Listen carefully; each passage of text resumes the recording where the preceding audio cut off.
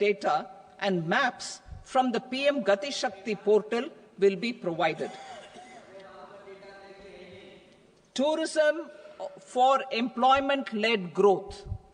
Top 50 tourist destination sites in the country will be developed in partnership with states through a challenge mode. Land for building key infrastructure will have to be provided by the states.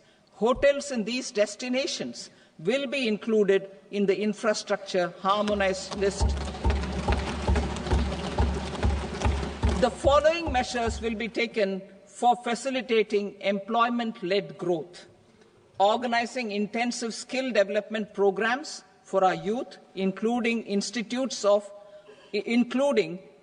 institutes of hospitality management, providing mudra loans for homestays, improving ease of travel and connectivity to tourist destinations, providing performance-linked incentives to states for effective destination management, including tourist amenities, cleanliness, and marketing efforts, and introducing streamlined e-visa facilities along with visa fee waivers for certain tourist groups. Continuing with the emphasis on places of spiritual and religious significance, in the July budget, there will be a special focus on destinations related to the life and times of Lord Buddha. Medical tourism and heal in India. Medical tourism and heal in India will be promoted in partnership with the private sector, along with capacity building and easier visa norms. Investing in innovation. To implement private sector-driven research, development and innovation initiatives announced in the July budget, I am now allocating 20,000 crore rupees for this purpose. A deep tech fund of funds will also be explored to catalyze the next generation startups as a part of this initiative. In the next 5 years, under the PM Research Fellowship Scheme, we will provide 10,000 fellowships for technological research in IITs and IISc with enhanced financial support. The second gene bank with 10 lakh germplasm lines will be set up for future food and nutritional security. This will provide conservation support to both public and private sectors for genetic resources. We will start a national geospatial mission to develop foundational geospatial infrastructure and data. Using PM Gati Shakti, this mission will facilitate modernization of land records, urban planning, and design of infrastructure projects. A Gyan Bharatam mission for survey, documentation, and conservation of our manuscript heritage with academic institutions, museums, libraries, and private collectors will be undertaken to cover more than 1 crore manuscripts. We will set up a national digital repository of Indian knowledge systems for knowledge sharing. Now I move to exports as the fourth engine. We will set up an export promotion mission with sectoral and ministerial targets driven jointly by the Ministries of Commerce, MSME, and Finance. It will facilitate easy access to export credit, cross-border factoring support, support to MSMEs to tackle non-tariff measures in overseas markets. A digital public infrastructure, Bharat Trade Net, for international trade will be set up as a unified platform for trade documentation and financing solutions. This will complement the Unified Logistics Interface platform. The BTN will be aligned with international practices. Support will be provided to develop domestic manufacturing capacities for our economy's integration with global supply chains. Sectors will be identified based on objective criteria. Facilitation groups with participation of senior officers and industry representatives will be formed for select products and supply chains. Through this, there are huge opportunities related to Industry 4.0, which needs high skills and talent. Our youth have both. Our government will support the domestic electronic equipment industry to leverage this opportunity for the benefit of our youth. A national framework will be formulated as guidance to states for promoting global capability centers in emerging Tier 2 cities. This will suggest measures for enhancing availability of talent and infrastructure, building bylaw reforms, and mechanisms for collaboration with industry. Our government will facilitate upgradation of infrastructure and warehousing for air cargo, including high-value perishable horticultural produce. Cargo screening and customs protocol will be streamlined and made user-friendly. Reforms as the fuel. Over the past 10 years, our government has implemented several reforms for convenience of taxpayers, such as faceless assessment, 2, taxpayer charter, 3, faster returns, 4, almost 99% returns being on self-assessment, and 5, Vivad Se Vishwas scheme.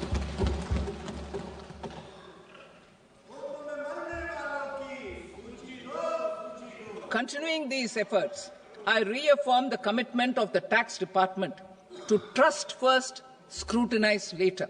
I also propose to introduce the new income tax bill next week.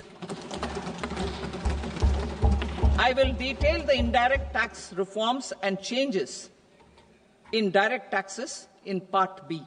Financial sector reforms.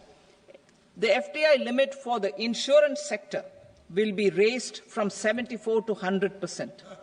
This enhanced limit will be available for those companies which invest the entire premium in India. The current guardrails and conditionalities associated with foreign investment will be reviewed and simplified. The services of India Post Payment Bank will be deepened and expanded in rural areas. NABFID will set up a partial credit enhancement facility for corporate bonds for infrastructure. Public sector banks will develop Grameen Credit Score framework to serve the credit needs of SHG members and people in rural areas. A forum for regulatory coordination and development of pension products will be set up. To implement the earlier announcement on simplifying the KYC processes, the revamped Central KYC Registry will be rolled out in 2025. We will also implement a streamlined system for periodic updating. Requirements and procedures for speedy approval of company mergers will be rationalized. The scope for fast-track mergers will also be widened and the process made simpler. As proposed in the interim budget, we signed bilateral investment treaties with 2 countries in 2024 to encourage sustained foreign investment, and in the spirit of First Develop India, the current model BIT will be revamped and made more investor-friendly. In the last 10 years, in several aspects, including financial and non-financial, our government has demonstrated a steadfast commitment to ease of doing business. We are determined to ensure that our regulations must keep up with technological innovations and global policy developments. A light-touch regulatory framework based on principles and trust will unleash productivity and employment. Through this framework, we will update regulations that were made under old laws. To develop this modern, flexible, people-friendly and trust-based regulatory framework appropriate for the 21st century, I propose 4 specific measures. A high-level committee for regulatory reforms will be set up for a review of all non-financial sector regulations, certifications, licenses and permissions. The committee will be expected to make recommendations within a year. The objective is to strengthen trust-based economic governance and take transformational measures to enhance ease of doing business, especially in matters of inspection and compliances. States will be encouraged to join in this endeavour. An investment friendliness index of states will be launched in 2025 to further the spirit of competitive, cooperative federalism. Under the Financial Stability and Development Council, a mechanism will be set up to evaluate impact of the current financial regulations and subsidiary instructions. It will also formulate a framework to enhance their responsiveness and development of the financial sector. In the Jan Vishwas Act 2023, more than 180 legal provisions were decriminalized. Our government will now bring up the Jan Vishwas Bill 2.0 to decriminalize more than 100 provisions in various laws. I now move to fiscal policy. In the July budget, I had committed to staying the course for fiscal consolidation. Our endeavour will be to keep the fiscal deficit each year such that central government debt remains on a declining path as a percentage of the GDP.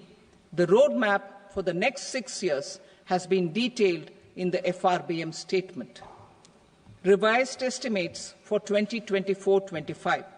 The revised estimate of the total receipts other than borrowings is 31.47 lakh crore rupees, of which the net tax receipts are 25.57 lakh crore rupees. The revised estimate of the total expenditure is 47.16 lakh crore rupees, of which the capital expenditure is about 10.18 lakh crore rupees. The revised estimate of the fiscal deficit is 4.8% of the GDP. Budget estimates for 25-26. Coming to 25-26, the total receipts other than borrowings and total expenditure are estimated at 34.96 lakh crore rupees and 50.65 lakh crore rupees respectively. The net tax receipts are estimated at 28.37 lakh crore rupees. The fiscal deficit is estimated to be 4.4% of GDP. To finance the fiscal deficit, the net market borrowings from dated securities are estimated at 11.54 lakh crore. The balance financing is expected to come from small savings and other sources. The gross market borrowings are estimated at 14.82 lakh crore rupees. I will now move to Part B. Indirect taxes. My proposals relating to customs aim to rationalize tariff structure and address duty inversion. These will also support domestic manufacturing and value addition, promote exports, facilitate trade, and provide relief to common people. Rationalization of customs tariff structure for industrial goods. As a part of comprehensive review of customs rate structure announced in July 2024 budget, I propose to 1. Remove 7 tariff rates. This is over and above the 7 tariff rates removed in 23-24 budget. After this, there will be only 8 remaining tariff rates, including 0 rate. 2.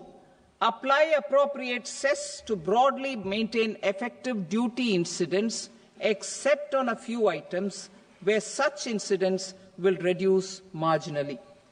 3. Levy not more than one cess or surcharge. Therefore, I propose to exempt social welfare surcharge on 82 tariff lines that are subject to a cess. I shall now take up sector-specific proposals. To provide relief to patients, particularly those suffering from cancer, rare diseases, and other severe chronic diseases, I propose to add 36 life-saving drugs and medicines to the list of medicines fully exempted from basic custom duty.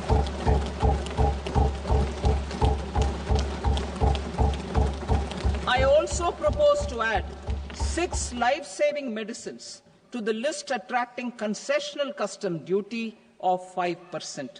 Full exemption and concessional duty will also respectively apply on the bulk drugs for manufacture of the above.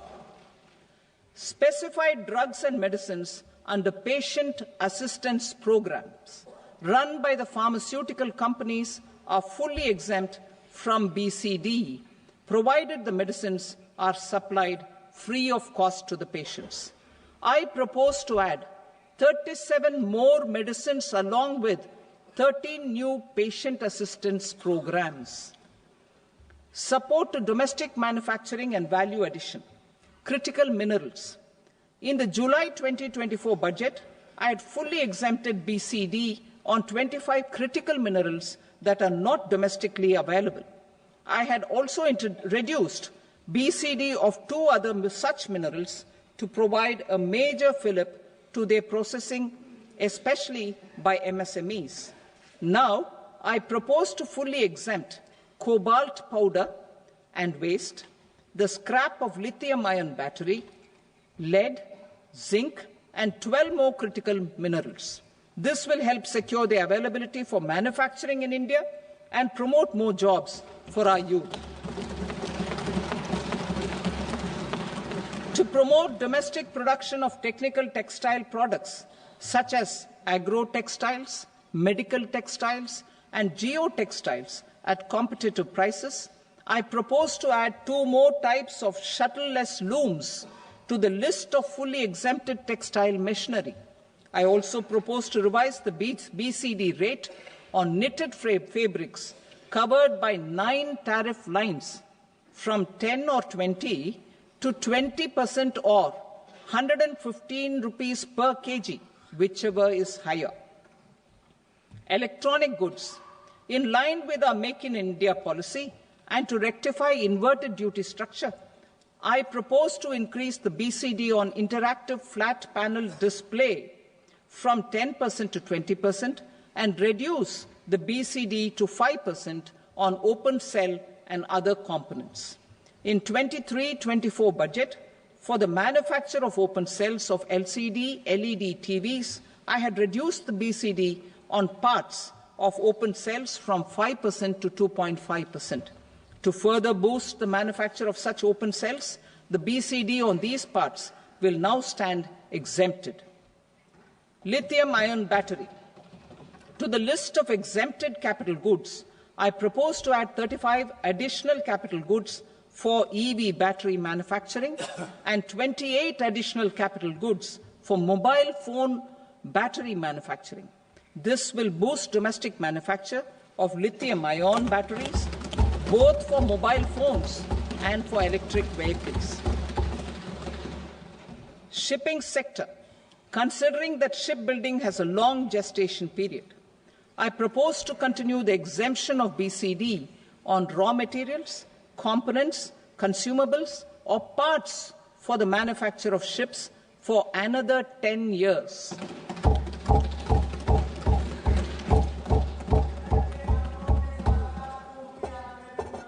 I also propose the same dispensation for shipbreaking to make it more competitive.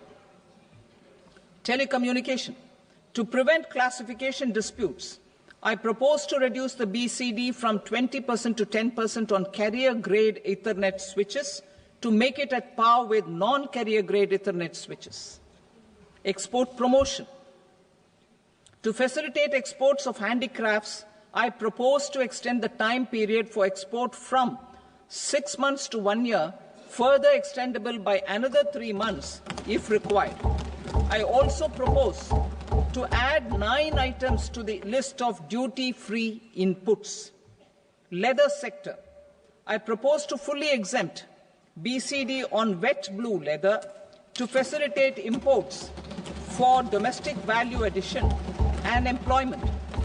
I also propose to exempt crust leather from 20% export duty to facilitate exports by small tanners. Marine products. To enhance India's competitiveness in the global seafood market, I propose to reduce BCD from 30% to 5% on frozen fish paste, surimi, for manufacture and export of its analog products. I also propose to reduce BCD from 15% to 5% on fish hydrolysates for manufacture of fish and shrimp feed. In July 2024 budget, to promote development of domestic MROs for aircraft and ships, I had extended the time limit for export of foreign origin goods that were imported for repairs from 6 months to 1 year and further extendable by 1 year. I now propose to extend the same dispensation for railway goods. Time limit for provisional assessment. Presently, the Customs Act 1962 does not provide any time limit to finalize provisional assessments, leading to uncertainty and cost to trade. As a measure of promoting ease of doing business, I propose to fix a time limit of 2 years, extendable by a year, for finalizing the provisional assessment. I propose to introduce a new provision that will enable importers or exporters, after clearance of goods, to voluntarily declare material facts and pay duty with interest but without penalty. This will incentivize voluntary compliance. However, this will not apply in cases where department has already initiated audit or investigation proceedings. For industry to better plan their imports, I propose to extend the time limit for the end use of imported inputs in the relevant rules from 6 months to 1 year. This will provide operational flexibility in view of cost and uncertainty of supply. Further, such importers will now have to file only quarterly statements instead of a monthly statement.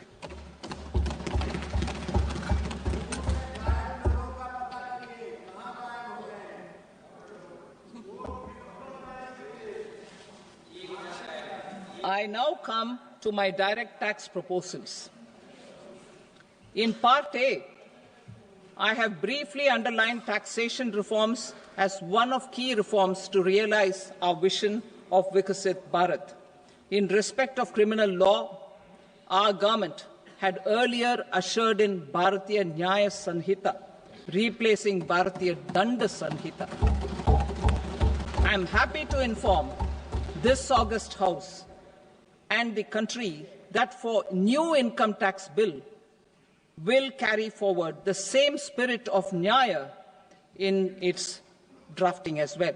The new bill will be clear and direct in text, with close to half of the present law in terms of both chapters and words.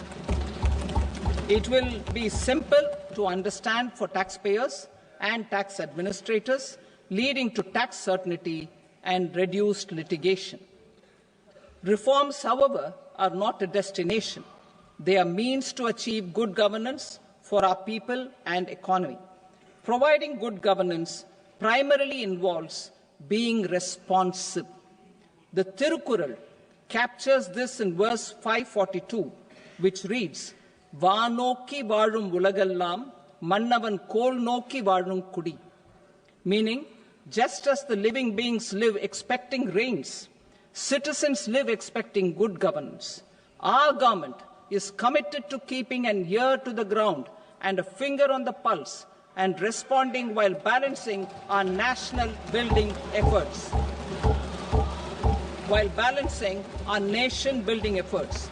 The following measures will detail just how our government will, under the guidance of PM Modi, has taken steps to understand and address.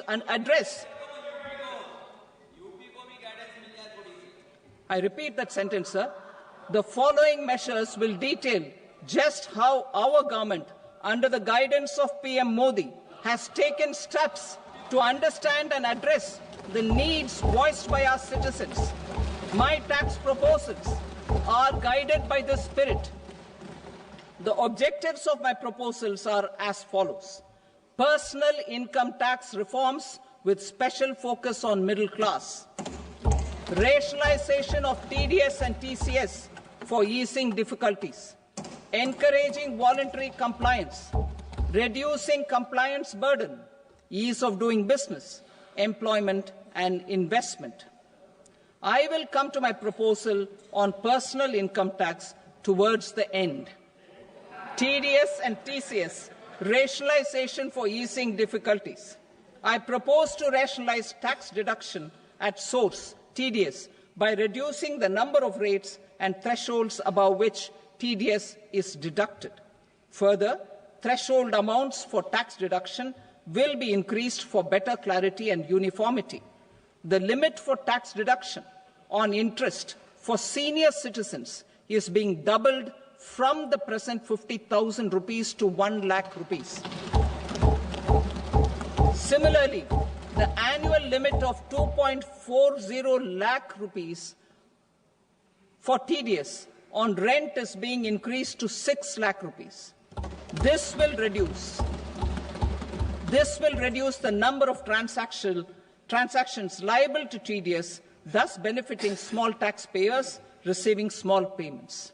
The threshold to collect tax at source, the TCS, on remittances under RBI's liberalized remittance scheme, the LRS, is proposed to be increased from 7 lakh to 10 lakhs. I also propose to remove TCS on remittances for education purposes, where such remittances is out of a loan taken from a specified financial institution. Both TDS and TCS are being applied on any transaction related to sale of goods. To prevent such compliance difficulties, I propose to omit the TCS. I also propose that the provisions of the higher TDS deduction will now apply only in non-PAN cases. In July 2024, the delay for payment of TDS up to the due date of filing statement was decriminalized. I propose to provide the same relaxation to TCS provisions as well. The government under the leadership of Prime Minister Modi believes in Sabka Saath, Sabka Vikas, Sabka Vishwas and Sabka Prayas. In line with this, we brought in updated return facility in 2022 for voluntary compliance by taxpayers who had omitted to report their correct income. Our trust in taxpayers was proved right. Nearly 90 lakh taxpayers voluntarily updated their incomes by paying additional tax. Taking this trust further, I now propose to extend the time limit to file updated returns for any assessment year from the current limit of 2 years to 4 years. I propose to reduce the compliance burden for small charitable trusts and institutions by increasing their period of registration from 5 years to 10 years. It is also proposed that disproportionate consequences do not arise for minor defaults such as incomplete applications filed by charitable entities. Presently, taxpayers can claim the annual value of self-occupied properties as nil only on the fulfillment of certain conditions. Considering the difficulties faced by taxpayers, it is proposed to allow the benefit of 2 such self-occupied properties without any condition. To streamline the process of transfer pricing and to provide an alternative to yearly examination, I propose to introduce a scheme for determining arm's length price of international transaction for a block period of 3 years. This will be in line with global best practices. With a view to reduce litigation and provide certainty in international taxation, the scope of safe harbor rules is being expanded. A number of senior and very senior citizens have very old national savings schemes accounts. As interest is no longer payable on such accounts, I propose to exempt withdrawals made from NSS by individuals on or after 29th August 2024. I am also proposing to allow similar treatment to NPS Vatsalya accounts as is available to normal NPS accounts subject to overall limits. In my speech in July 2024, I had promised that all processes, including giving effect to appellate orders, shall be digitalized and made paperless over the next 2 years. So I'm happy to announce that digitalization is being made operational now. In July 2024, we brought in the Vivad Se Vishwas scheme to resolve income tax disputes pending in appeal. The scheme has received a great response, with nearly 33,000 taxpayers having availed of the scheme to settle their disputes.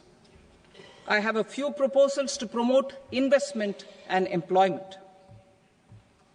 It is proposed to provide a presumptive taxation regime for non-residents who provide services to a resident company that is establishing or operating an electronics manufacturing facility.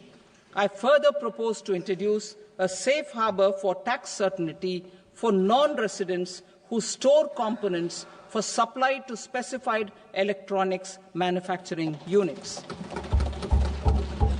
Presently, the tonnage tax scheme is available only to sea-going ships. The benefits of existing tonnage tax scheme are proposed to be extended to inland vessels registered under the Indian Vessels Act 2021 to promote inland water transport in the country. Extension for incorporation of startups. We continue to support the Indian startup ecosystem. I propose to extend the period of incorporation by 5 years to allow the benefit available to startups which are incorporated before 1/4/2030. In order to attract and promote additional activities in the IFSC, I am inter alia proposing specific benefits to ship leasing units, insurance offices, and treasury centers of global companies which are set up in IFSC. Further, to claim benefits, the cut-off date for commencement in IFSC has also been extended by 5 years to 31/3/2030. Category 1 and Category 2 AIFs are undertaking investments in infrastructure and other such sectors. I propose to provide certainty of taxation to these entities on the gains from securities, to promote funding from sovereign wealth funds and pension funds to the infrastructure sector. I propose to extend the date of making an investment by 5 more years up to 31st March 2030.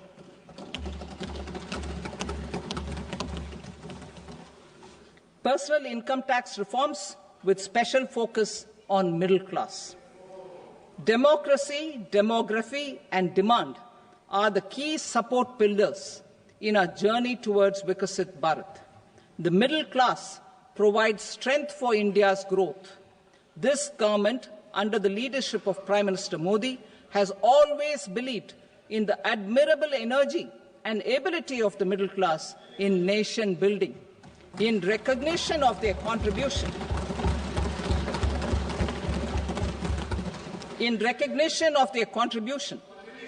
we have periodically reduced their tax burden. Right after 2014, the nil tax slab was raised to 2.5 lakhs of rupees, which was further raised to 5 lakh rupees in 2019 and to 7 lakh rupees in 2023. This is reflective of our government's trust on the middle-class taxpayers. I am now happy to announce that there will be no income tax payable up to income of 12 lakh rupees.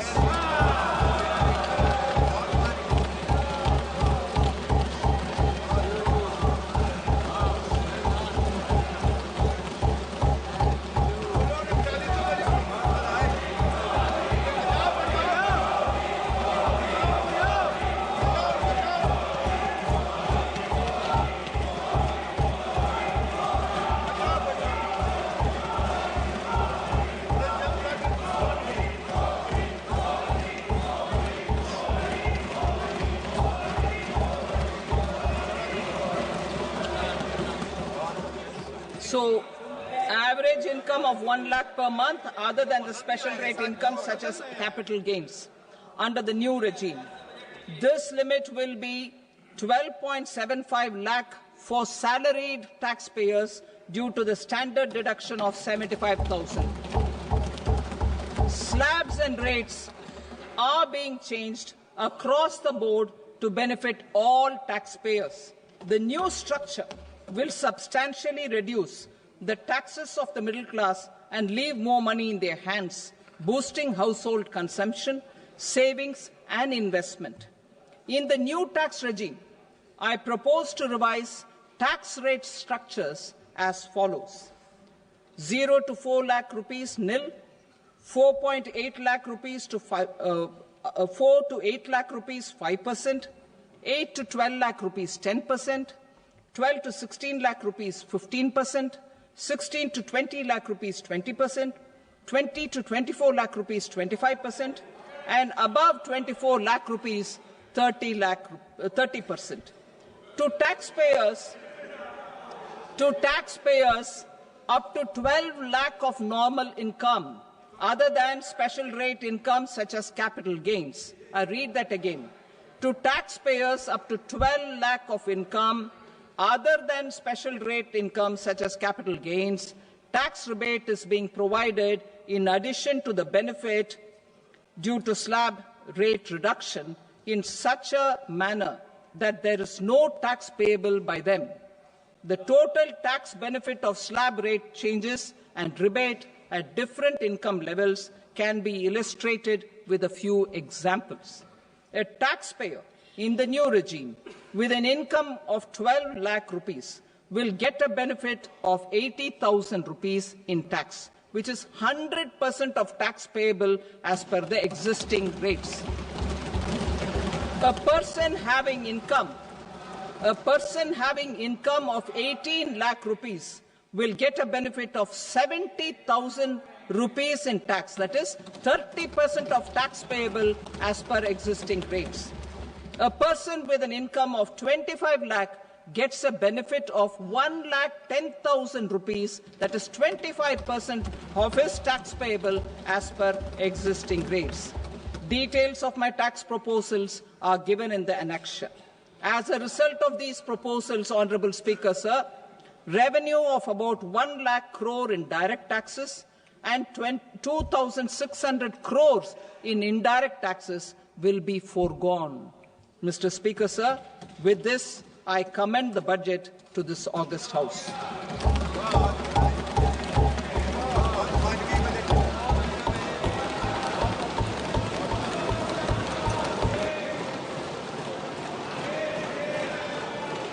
Item number 2, Srimati Nirmala Sitharaman. Sir, with your permission, I rise to lay on the table the following statements under Section 3(1) of the Fiscal Responsibility and Budget Management Act 2003. medium-term fiscal policy cum fiscal policy strategy statement, and macroeconomic framework statement. Item number 3, Srimati Nirmala Sitharaman. Sir, with your permission, I rise to move for leave to introduce the Finance Bill 2025. प्रश्न ये है कि विधेयक को पुरस्कार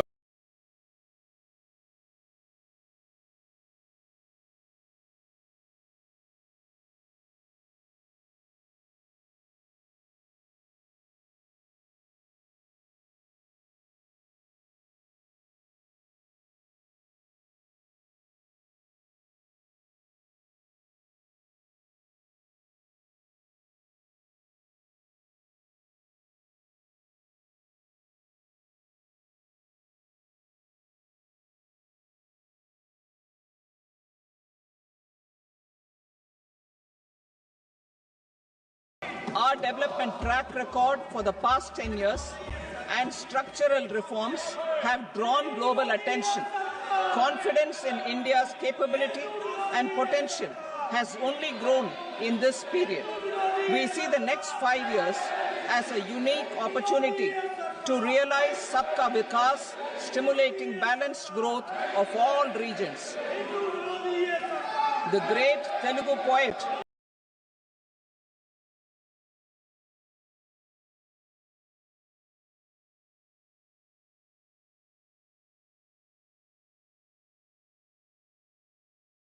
and playwright Gurujada Apparao had said, Deshamante matti kadoy, Deshamante manushuloy, meaning a country is not just its soil, a country is its people. In line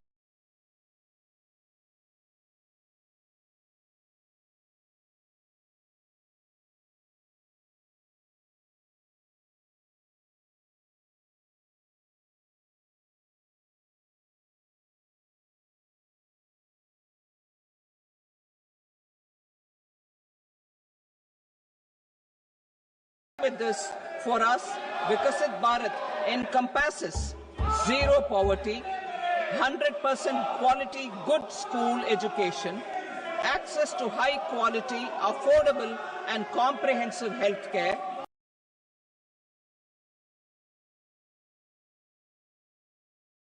%100% skilled labor with meaningful employment, 70% women in economic activities, and farmers making our country the food basket of the world. In this budget, the proposed development measures span 10 broad areas, focusing on Garib, youth, Annadata, and Nari, spurring agricultural growth and productivity.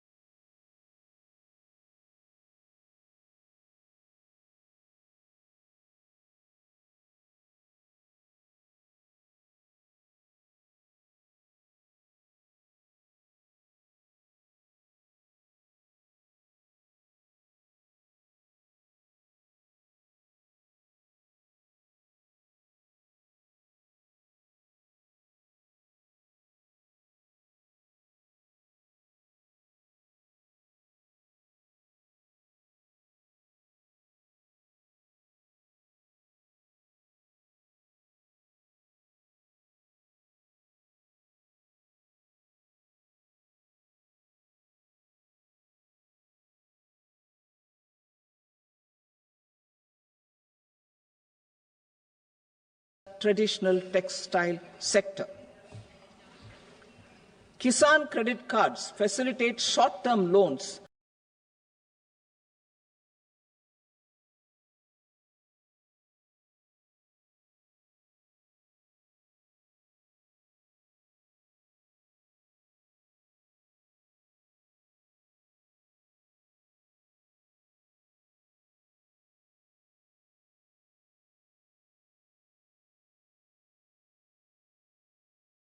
for 7.7 crore farmers, fishermen, and dairy farmers. The loan limit under modified interest subvention scheme will be enhanced from 3 lakh rupees to 5 lakh rupees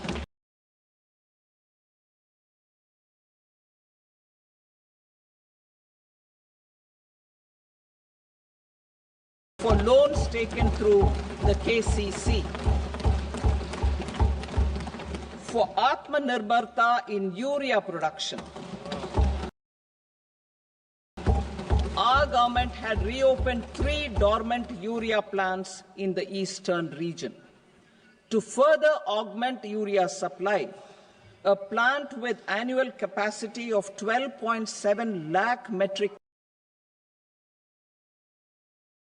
tons will be set up at Namrup in Assam.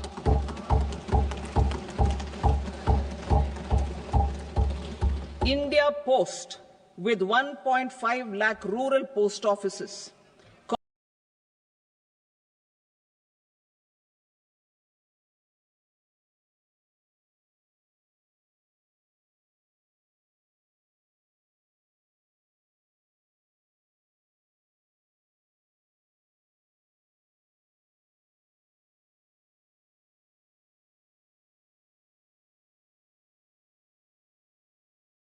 complemented by the India Post Payment Bank and a vast network of 2.4 lakh dark sevaks, will be repositioned to act as a catalyst for the rural economy.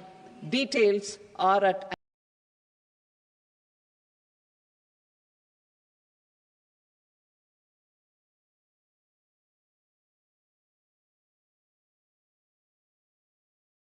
Annexure C. India Post will also be transformed as a large public logistics organization. This will meet the rising needs of Vishwakarmas, new entrepreneurs, women,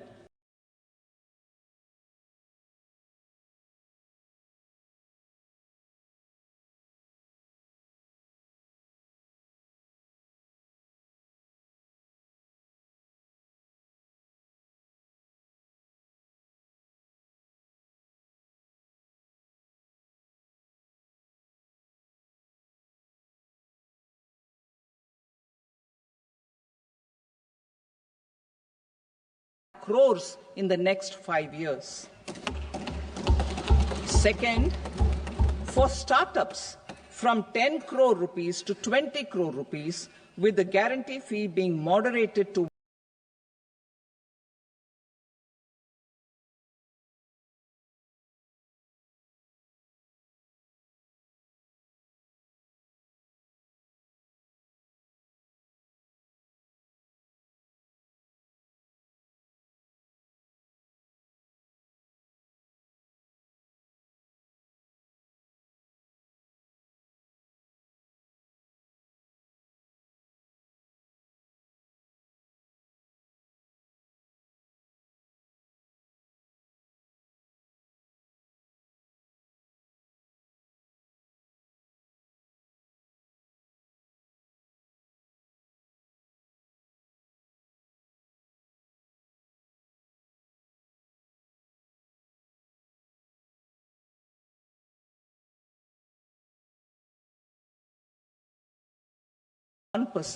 for loans in 27 focus sectors which are important for Atmanirbhar Bharat.